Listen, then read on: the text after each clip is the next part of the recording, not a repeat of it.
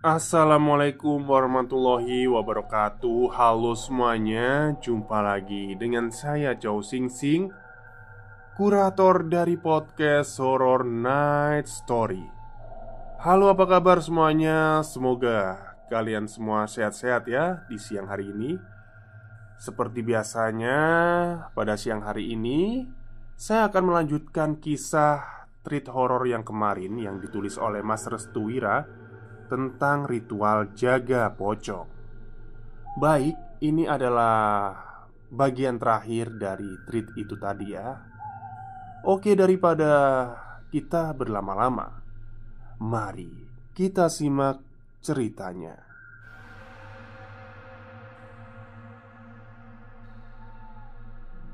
Bagian ketiga. Jangan mau ikut ke kuburan. Kalimat itu terdengar dengan sangat jelas di telingaku. Raut wajahnya yang mengerikan dan bau busuk seperti mayat yang sudah lama dipendam dalam tanah. Semuanya menjadi satu dengan kondisi yang benar-benar sangat sulit untuk bisa dilupakan. Tubuhku tidak bisa bergerak. Aku hanya bisa menahan rasa tangis dan sesak di dalam dada. Tak bisa berkutik ataupun menggerakkan satu jari pun agar bisa lari dan memalingkan wajahku dari sosok pocong yang sudah ada di depan mataku. "Melu aku yo nang." Sosok itu mengucapkan kalimat yang sama untuk kedua kalinya. Aku lantas harus bagaimana jika tubuh ini tidak bisa bergerak sama sekali dan menghindari ajakan dari sosok yang ada di hadapanku saat ini? Aku tahu, sekuat apapun seseorang, pasti akan ada masa di mana dirinya akan penuh ketakutan saat mendapati hal-hal yang tidak wajar di dalam kehidupannya. Baik saat di mana dirinya mendapati sebuah musibah dengan ditampakkannya sosok-sosok mengerikan, atau memang sosok pengganggu yang berkeinginan untuk mencelakai mental dan pikiran seseorang. Karena itu, peran Tuhan akan datang saat dimana kita telah pasrah dan menyerahkan diri kita terhadap Zat yang Maha Kuasa. Saat dimana aku tak bisa bergerak dan hanya meneteskan air mata, Tuhan menggerakkan tangan Bapa untuk menyentuh tubuhku yang sedang dalam keadaan tidak bisa bergerak sama sekali. Orang Jawa menyebutnya rep-repan, yaitu posisi di mana diri kita tidak bisa bergerak sama sekali. Dan kadang kita ditampakkan dengan jelas sosok yang mengganggu dan berusaha menjahili kita saat kondisi terpojokkan itu. Untungnya, setelah Bapak menyenggol tubuhku dengan tangannya, tiba-tiba tubuhku langsung bisa bergerak dan bangkit dari tidur. Aku langsung meninggalkan tempat itu dan berlari ke arah kamar untuk menghindari kejaran dari sosok pocong yang memintaku untuk ikut bersamanya ke kuburan. Takut, sedih, frustasi, dan tidak bisa berkata-kata. Itulah yang aku rasakan saat malam di mana sosok pocong yang aku yakini sebagai Simbah Kakung datang menemuiku tepat saat aku sedang tidur. Aku belum tahu mengapa Simbah Kakung memintaku untuk pergi bersamanya ke kuburan. Apa jangan-jangan ini semua ada kaitannya dengan pamali yang dilakukanku saat itu? Saat dimana aku tidak diperbolehkan masuk ke dalam rumah ketika Simbah Kakung sedang direbahkan di sebuah amben, dan para warga serta keluarga besar sedang mendoakannya tepat di mana Simbah Kakung ingin dikuburkan. Atau karena ada faktor lain yang mungkin saja bisa terjadi saat aku melihat dua sosok Simbah Kakung yang memang sudah berada di sana. Tatkala pandanganku melihat dengan jelas seseorang yang sedang terduduk dengan pandangan lesu dan tak bergairah di dekat jasad Simbah Kakung direbahkan. Aku tak tahu apa yang terjadi saat ini. Aku tidak ingin memikirkan terlalu dalam kondisi yang mengerikan ini dan membuatku tidak bisa bergerak sama sekali malam itu. Malam itu aku tertidur dengan selimut yang menutupi ke seluruh tubuhku. Tetapi hal yang mengerikan masih terjadi di sela-sela aku ingin tertidur. Di sepanjang malam, aku mendengar suara lompatan yang berasal dari luar kamar. Lalu tidak berapa lama terdengar suara yang mengerikan dari luaran kamar. Nang, Nang, Nang. Suara itu seolah-olah memintaku untuk keluar dari kamar dan menemuinya yang sudah berada di luaran. Aku hanya bisa pasrah sembari membaca doa sebisaku. Aku tidak mau sosok pocong itu menarikku ke kuburan. Aku lebih baik kembali ke Cirebon dan melupakan kejadian yang mengerikan ini dibanding aku harus menetap lebih lama. Tapi gangguan ini terus-menerus menghantuiku. Pagi harinya, aku terbangun. Bapak terkejut saat melihatku sudah berada di dalam kamar. Begitu juga dengan Mbah Uti. Mereka berdua seperti bertanya-tanya apa yang sudah terjadi pada malam ketujuh tadi. Aku terdiam. Mataku benar-benar sayu seperti orang yang kelelahan dan kurang tidur. Simbah Uti langsung mendekatiku dan memegang pundakku. Semalam siapa yang datang? Aku tidak mengerti apa artinya saat itu. Namun Bapak mencoba untuk menerjemahkan arti dari kalimat itu. Simbah Uti bilang, "Semalam siapa yang datang ke rumah?" tanya Bapak. Aku tak bisa berkata-kata. Tubuhku tiba-tiba langsung gemetar saat Simbah Uti dan Bapak menanyakan hal semacam itu kepadaku. "Sopo sing teko?" Simbah Uti menanyakan sekali lagi kepadaku. Aku tidak berkeinginan menjawab terkait siapa yang baru saja datang saat malam tadi. Aku hanya berpikir, jika aku menceritakan hal ini kepada Simbah Uti dan juga Bapak, mereka berdua pasti tidak mempercayakan apa yang baru saja aku alami, hingga membuat kedua mataku sayu seperti orang kurang tidur. "Mata kamu sayu, kamu juga pindah tidurnya. Pasti ada sesuatu kan?" tanya Bapak. Aku pun mencoba menggerakkan bibirku dan mengatakan hal yang sebenarnya. Namun hatiku masih belum tega menjelaskan perihal kejadian semalam tadi. "Aku mau pulang ke Cirebon." Bapak dan Simbah Uti terkejut mendengar hal itu.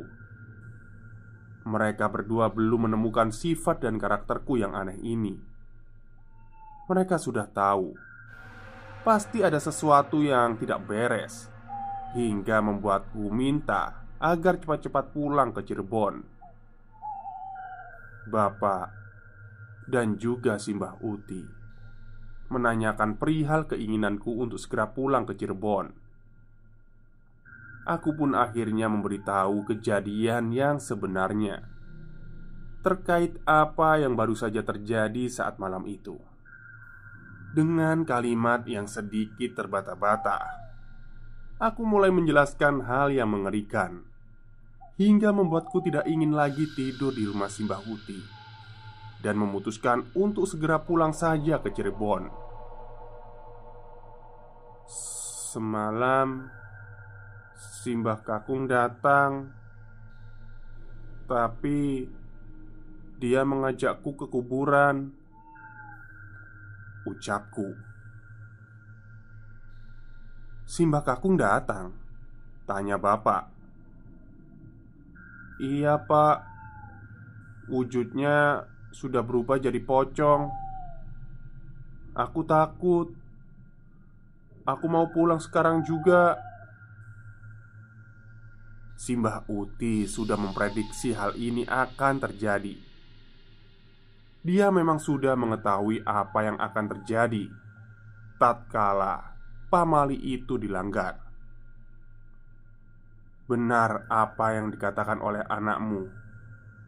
Sebaiknya kalian berdua cepat-cepat pergi ke Cirebon, jelas Simbah Uti dengan nada datarnya.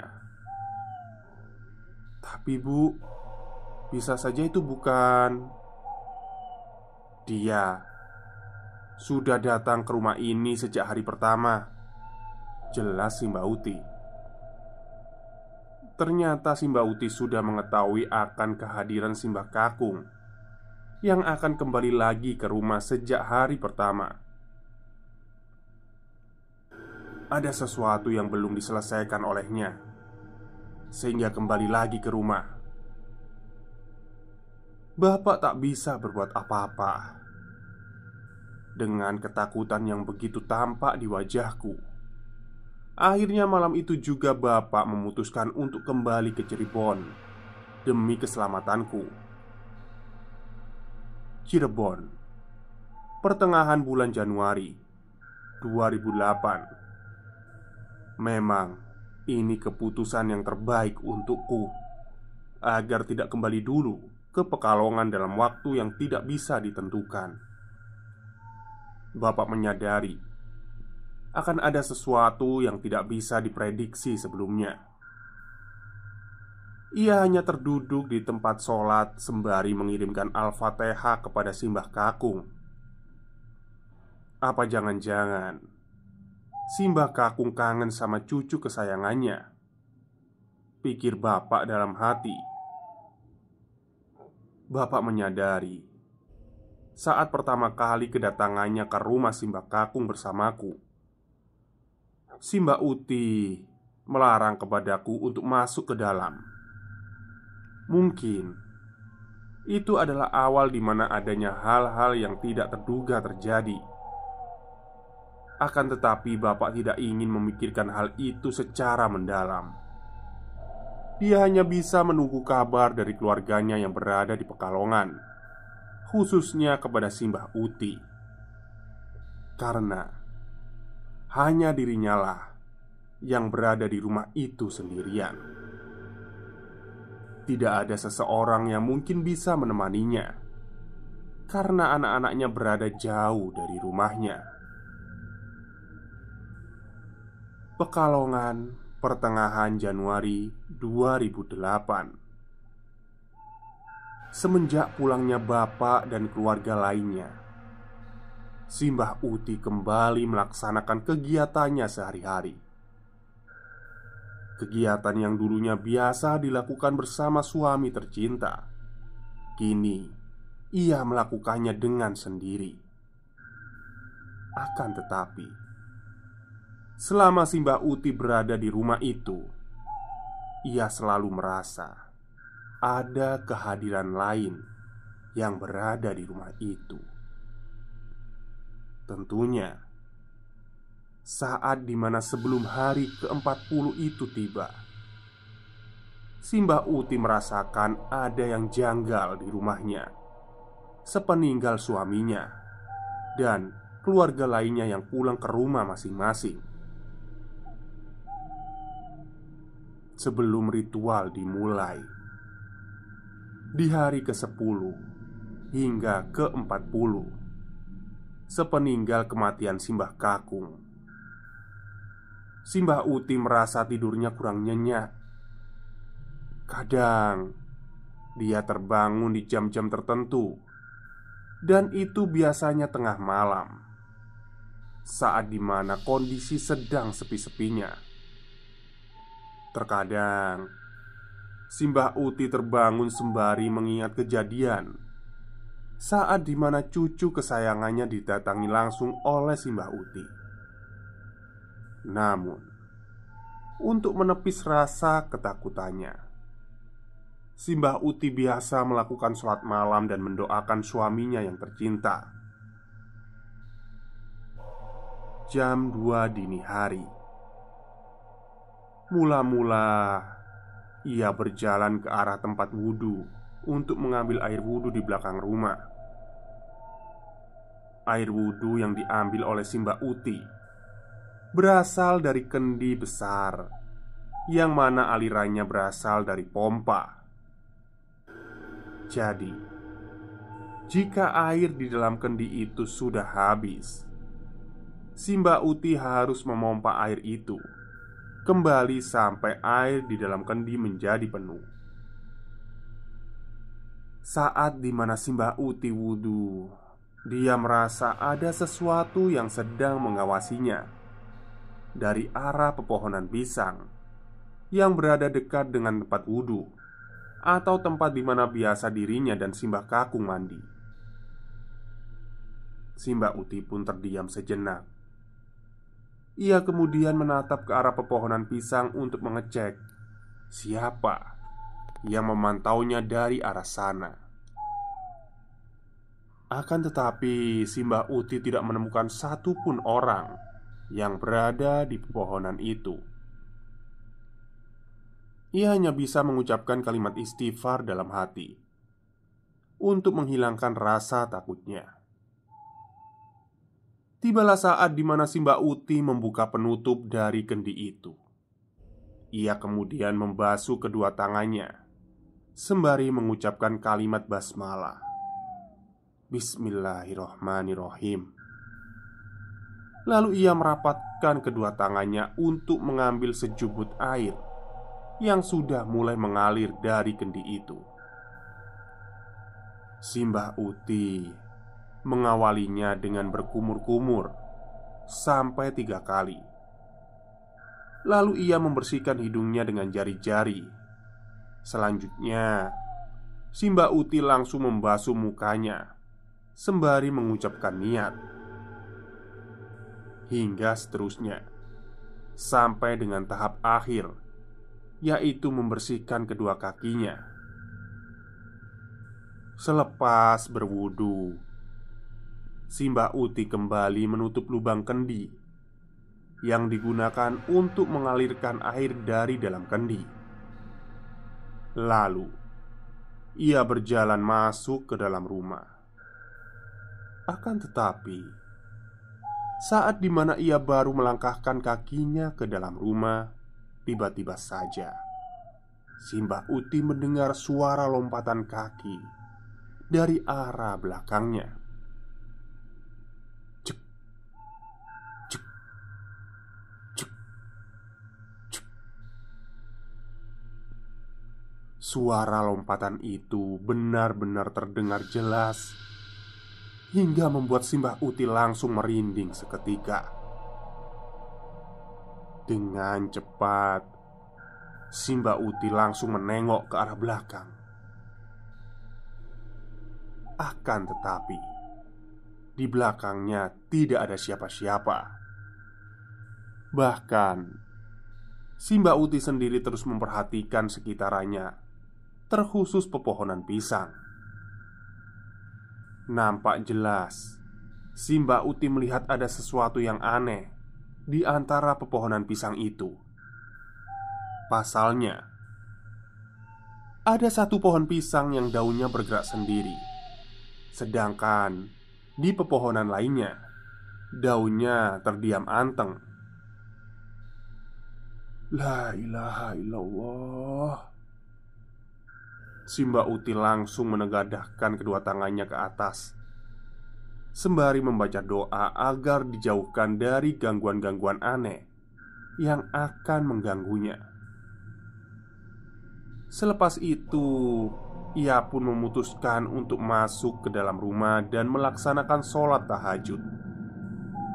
Selesai melaksanakan sholat tahajud, Simbah Uti berdoa lagi dan meminta agar dirinya dijauhkan dari mara bahaya, dan terkhususnya kepada suami tercinta, agar diberikan ketenangan di alam barunya. Selama berhari-hari, ternyata kejadian yang sama selalu berulang-ulang, namun dengan motif yang berbeda-beda.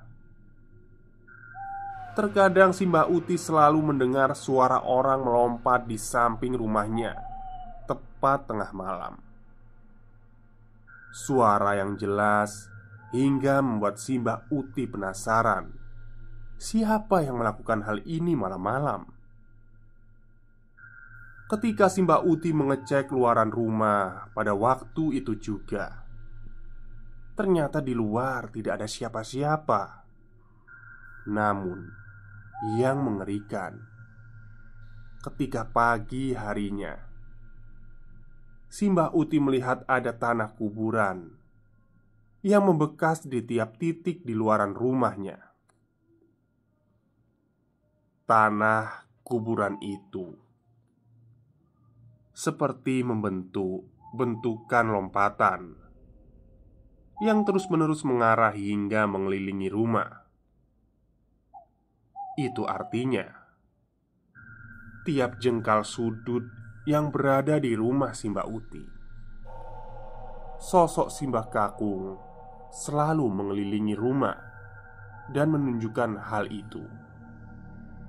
Selanjutnya, ia juga kadang melihat sekilas sosok Simbah Kakung yang sedang berada di dalam kamarnya, sembari menundukkan kepalanya dan mengulurkan suara rintihan tangis. Simbah Uti yang melihat kejadian itu sangat sedih. Ternyata suaminya belum tenang di alam sana. Sepertinya ada sesuatu yang membuat Simbah Kakung belum tenang. Sampai-sampai dirinya selalu mendatangi rumah dan selalu menangis seperti merindukan seseorang. Hingga suatu hari, saat tepat di penghujung hari ke-40, Mbah Uti kembali ingin pergi ke tempat wudhu. Ia ingin sholat tahajud dan berusaha untuk mengistiqomahkan hal itu. Saat dimana Simbah Uti ingin berwudhu, ia kembali merasa ada sesuatu yang sedang mengawasinya dari arah pepohonan pisang yang berada dekat dengan tempat wudhu. Simbah Uti pun terdiam sejenak. Ia kembali menatap ke arah pepohonan pisang untuk mengecek siapa yang memantaunya dari arah sana. Mbah Kakung," tanya Simbah Uti. Tapi Simbah Uti tidak menemukan satupun orang yang berada di pepohonan sana. Ia merasa jika Simbah Kakung sedang mengawasinya dari arah pepohonan pisang itu. Simbah Uti mencoba untuk mencari-cari, namun sosok Simbah Kakung tidak mau muncul. Tibalah saat dimana Simbah Uti membuka penutup dari kendi itu. Ia kemudian membasuh kedua tangannya sembari mengucapkan kalimat basmalah, Bismillahirrahmanirrahim. Lalu ia merapatkan kedua tangannya untuk mengambil sejumput air yang sudah mulai mengalir dari kendi itu. Simbah Uti mengawalinya dengan berkumur-kumur sampai 3 kali dan membersihkan hidungnya. Selanjutnya Mbak Uti membasuh muka hingga mengucapkan niat sampai yang terakhir. Lalu ia pun menutup lubang kendi dan berjalan masuk ke dalam rumah. Akan tetapi, saat melangkah ke dalam rumah, dia mendengar suara lompatan kaki dari belakangnya lagi. Cek, cek, cek. Suara lompatan itu benar-benar membuatnya merinding. Dengan cepat, dia menengok ke belakang, tapi tidak ada siapa-siapa lagi. Baru saja dirinya ingin masuk ke pintu pembatas untuk masuk ke dalam rumah, tiba-tiba saja si Mbak Uti telah melihat sosok Simbah Kakung yang sudah dibalut kain kafan sedang terduduk di ranjang kesayangannya. Astagfirullahaladzim. Simbah Uti tidak percaya jika sosok pocong yang berada di hadapannya adalah sosok Simbah Kakung yang seperti dikatakan oleh cucunya itu. Mbah Kakung, aku kangen cucuku. Mbah, mulai yo mbah. Alamu wis gak neng kene. Alamu wis beda.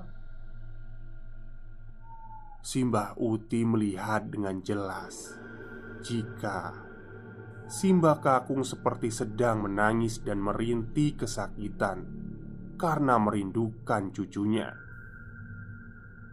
Namun, apa yang bisa ia perbuat selain hanya mendoakan yang terbaik kepada suaminya itu?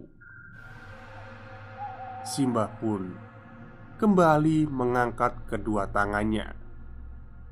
Lalu ia pun akhirnya menengadahkan kedua tangannya dan berdoa demi ketenangan Simbah Kakung. Dan benar saja, tidak lama kemudian Simbah Kakung pun akhirnya menghilang begitu saja. Akan tetapi, sejak kejadian itu, banyak laporan dari para warga. Terkadang mereka melihat sosok Simbah Kakung yang tengah memutari rumahnya. Karena kebingungan terkait apa yang harus dilakukannya, alhasil Simbah Uti pun memanggil lagi bapak dan juga aku yang berada di Cirebon agar menyelesaikan masalah ini. Ritual dimulai. Ada 3 syarat yang tidak harus kamu lakukan saat ritual ini dimulai. Yang pertama, jika ia mengajakmu ke kuburan, kamu jangan menjawab iya atau jangan menggeleng-gelengkan kepalamu. Kamu cukup diam sembari berpura-pura sebagai pocong. Yang kedua, ketika dia mengajakmu untuk menuruti apa yang menjadi kemauannya, kamu harus menolak dengan cukup diam. Kejadian saat dimana Simbah Uti didatangi oleh Simbah Kakung pun akhirnya terdengar di telinga bapak dengan cepat. Bapak menyuruhku untuk kembali lagi ke Pekalongan dengan niat menyelesaikan permasalahan ini. Pekalongan, Februari 2008. Aku dan bapak akhirnya tiba di desa tempat Simbah Uti tinggal. Di sana sudah ada beberapa anggota keluarga yang sudah berkumpul. Mereka pun langsung menyambut kami berdua, sembari menjelaskan apa yang sudah terjadi selama 40 hari setelah kematian Simbah Kakung. Simbah Kakung datang ke rumah, jelas Simbah Uti sembari menatap wajahku. Bapak hanya terdiam. Kini semua anggota keluarga mengarah pandangannya ke arahku secara bersamaan. Kamu siap, Nak, buat menyelesaikan ini? Tanya si Mbak Uti kepadaku. Maksudnya ibu apa? Tanya bapakku. Ya, anakmu harus melakukan ritual jaga pocong. Tapi bu, anakku ini masih umur 8 tahun. Si Mbak Uti tidak menjelaskan secara rinci terkait hal itu. Namun ia hanya memberitahu akibatnya ketika hal ini dibiarkan begitu saja. Anakmu adalah cucu kesayangannya. Jika urusan Simbah Kakung tidak selesai, maka akan mengarah ke sisi lain, jelas si Mbak Uti.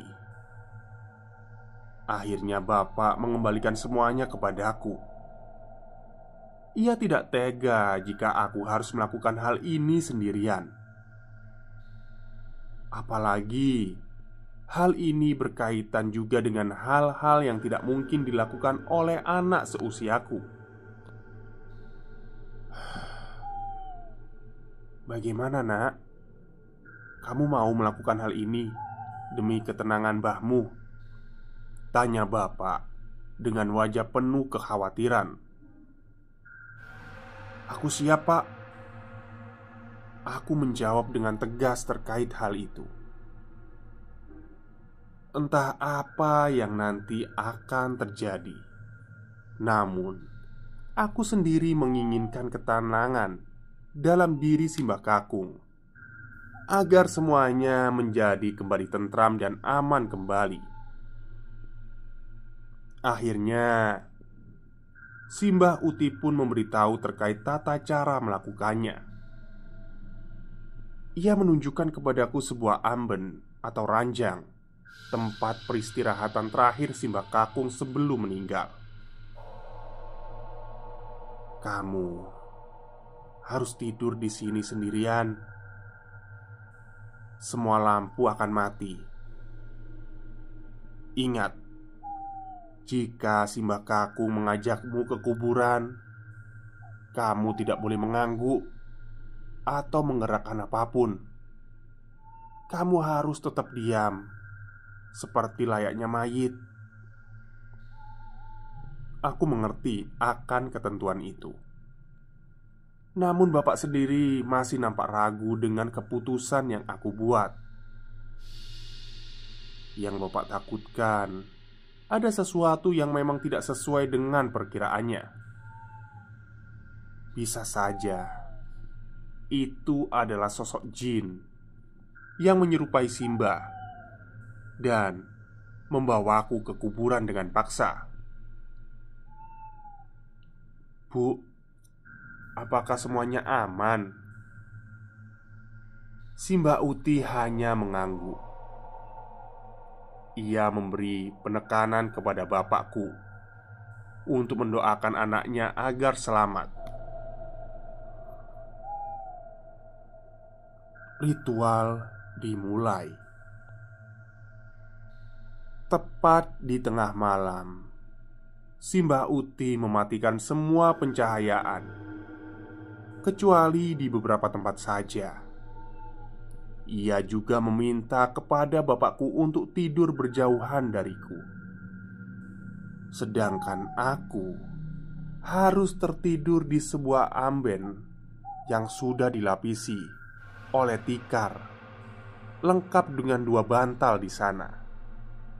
Artinya, semuanya sudah dipersiapkan demi ketenangan Simbah Kakung.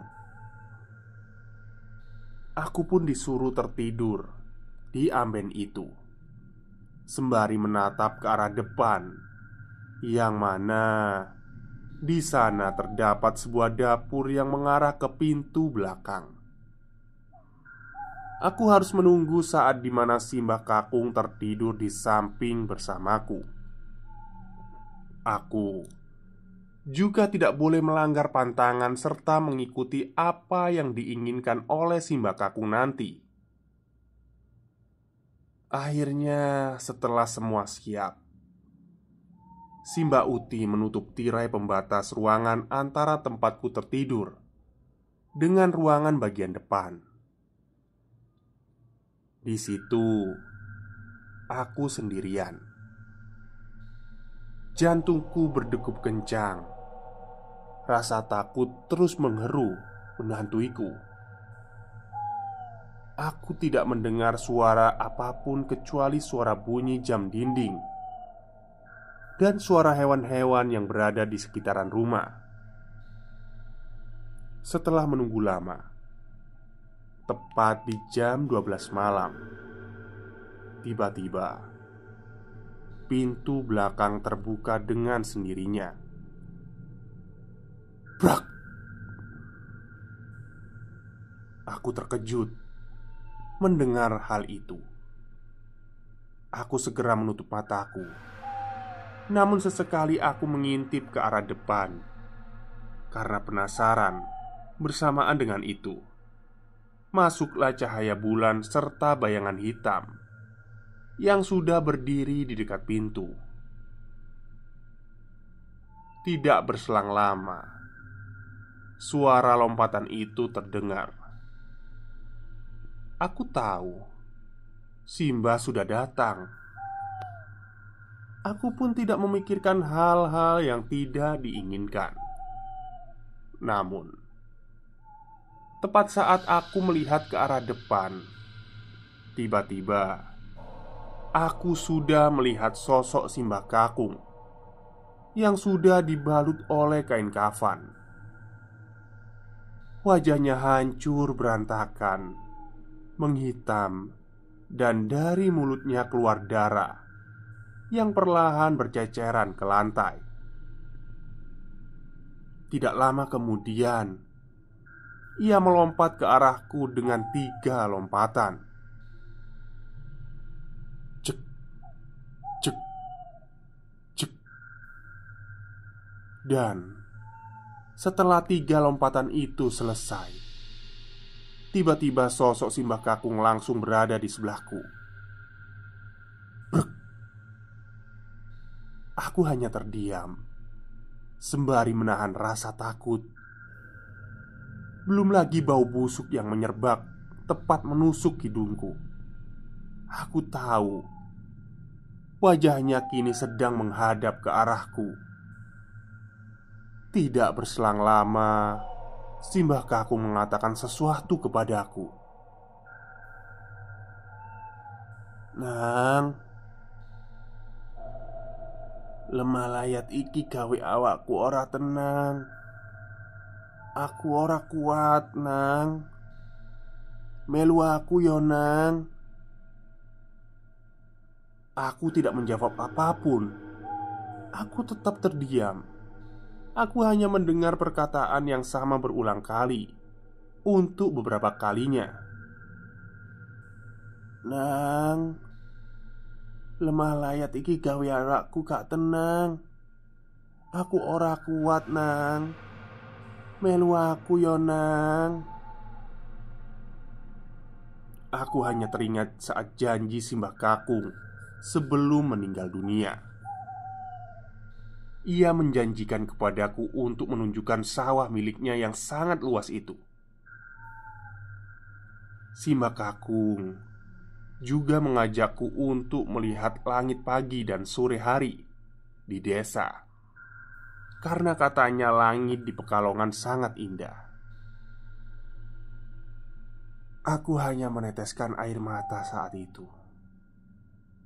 Aku benar-benar tidur bersama Simbah Kakung, namun dengan bentuk dan alam yang sudah berbeda. Rindu dan keinginanku untuk tetap bersama Simbah Kakung ternyata hanya sebatas saat dirinya mengatakan janji itu. Dan sekarang, aku hanya ingin agar Simbah Kakung tenang dan tidak lagi keliling-keliling rumah hanya untuk mencariku. Proses ritual itu harus dilakukan sampai waktu subuh tiba. Dan kala itu aku benar-benar tertidur di dekat sosok pocong. Yang pocong itu menghadapkan wajahnya ke arahku. Awalnya aku sangat ketakutan. Namun, aku percaya ini adalah demi ketenangan Simbah Kakung agar dirinya kembali tenang di alam sana. Sampai akhirnya ketika aku terbangun, aku terkejut saat melihat Bapak dan Simbah Uti sudah berada di dekatku sembari membersihkan amben yang sudah penuh dengan tanah kuburan. Berarti semalam tadi Simbah Kakung benar-benar hadir dan tidur bersamaku. Dengan begitu, ritual dan hal yang aku lakukan sudah selesai. Selanjutnya Simbah Uti pun mengajakku untuk menuju ke pemakamannya yang berada di desa sebelah. Bersama dengan Bapak, aku selalu memegang tangannya. Aku tidak ingin orang-orang yang berada di dekatku memiliki nasib yang sama. Aku tidak mau ikatan batin ini belum terselesaikan hingga menimbulkan hal-hal yang tidak diinginkan.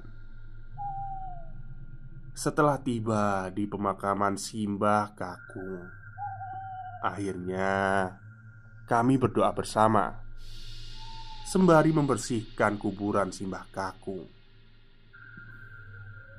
Lalu aku diminta untuk mengatakan sesuatu tepat di kuburan Simbah Kakung. "Bah, ini aku, cucu kesayangan Simbah Kakung. Simbah yang tenang ya di sana. Nanti tiap tahun aku sama Bapak akan mampir ke makamnya Simbah buat doain Simbah." Setelah selesai mengatakan hal itu, kami pun perlahan meninggalkan kuburan. Akan tetapi, saat dimana kami ingin keluar dari komplek pemakaman, tiba-tiba aku mendengar seseorang memanggilku. Saat aku menoleh ke arah belakang, ternyata aku melihat Simbah Kakung dengan pakaian serba putih dan cahaya yang meliputi sekitarannya sedang melambaikan tangan ke arahku. Dengan begitu, Simbah sudah tenang. Simbah Kakung tidak lagi memutari rumah hanya ingin mencariku. Kita memang berbeda alam, tapi aku yakin akan ada waktunya kita juga akan menghampiri ke alam yang sama. Karena itu Bapak menyuruhku untuk selalu mengirimkan Al-Fatihah. Karena hal itulah yang dibutuhkan oleh orang-orang yang sudah meninggal dunia. Tamat. Baik, itulah akhir cerita dari treat horornya Mas Restu Wira ya, yang menceritakan tentang ritual jaga pocong. Jadi buat kalian yang memiliki kakek atau nenek yang benar-benar sayang sama kalian, ya mungkin jika ada pamali atau larangan yang turun-temurun di keluarga kalian, mohon tidak dilanggar ya. Misalnya ya seperti inilah, ini kan mbahnya sayang sekali sama cucunya, tapi kan harusnya waktu dia meninggal itu kan nggak boleh melihat mayatnya. Takutnya ya itu tadi melanggar pamali. Oke, mungkin itu saja kisah mistis kali ini. Semoga kalian semua terhibur. Terima kasih kepada Mas Restu Wira atas ceritanya. Selamat siang dan selamat beristirahat.